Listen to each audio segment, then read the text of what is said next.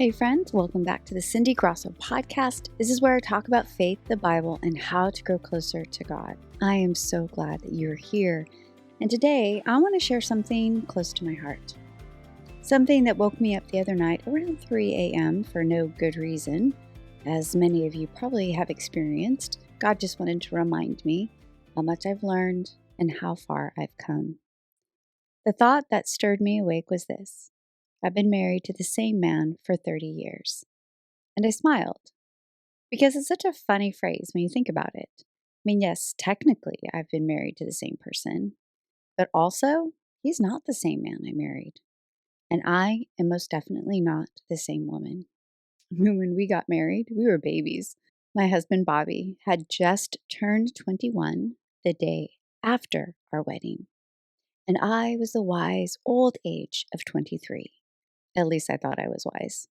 We had just moved to Las Vegas with wide eyes and wild dreams. We believed God had called us into ministry together, and we said yes. Not knowing what we were doing, not really having a plan, definitely not having a budget.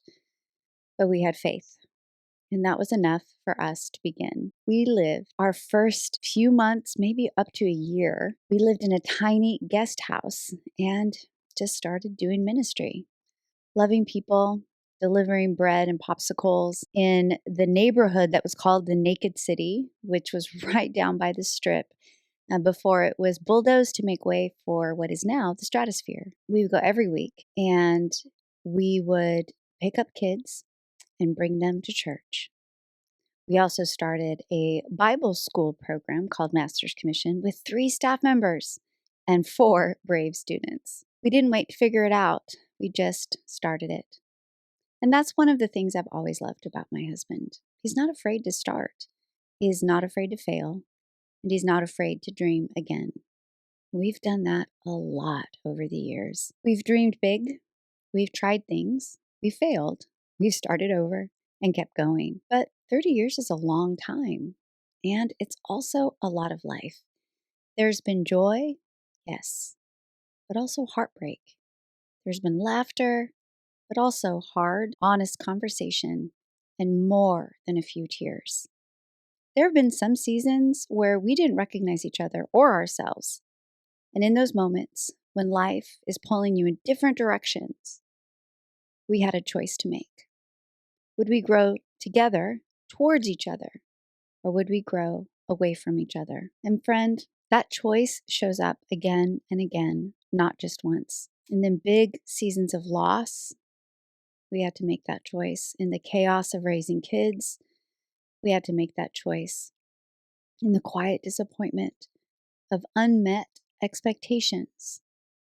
In the reentry into who you are after the kids grow up and move away. In the daily grind of bills, jobs, exhaustion, and everything in between. But here's the gift. If you keep showing up, if you keep choosing each other, especially when it's hard, you'll look back one day and realize you've fallen in love with the person beside you again. Not because they stayed the same, but because they didn't. They grew, and you did it together. There's this verse I come back to often. It's Romans 12:10.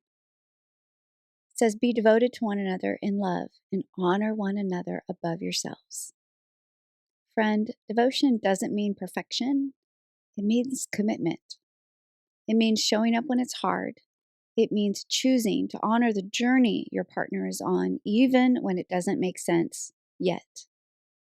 And then there's Ecclesiastes 4:12. The one may be overpowered, 2 can defend themselves. A cord of 3 strands is not quickly broken. What's that 3rd strand? That's Jesus. He's the steady one. He's the glue that held us together in the seasons when we felt like we were unraveling. Because let me be real with you. We've had to fight for this marriage. We have fought through our differences. We have fought for our dreams. And by the grace of God, we're still here. 30 years in, and I'm not married to the same man I said I do to back in Vegas. I'm married to someone deeper, someone stronger, someone who's been through the fire with me and hasn't run. And I'd like to think that he's married to a woman who's grown too. Someone who's been softened by grace. Someone who knows when to speak and when to stay quiet, mostly. And I just want to say this today.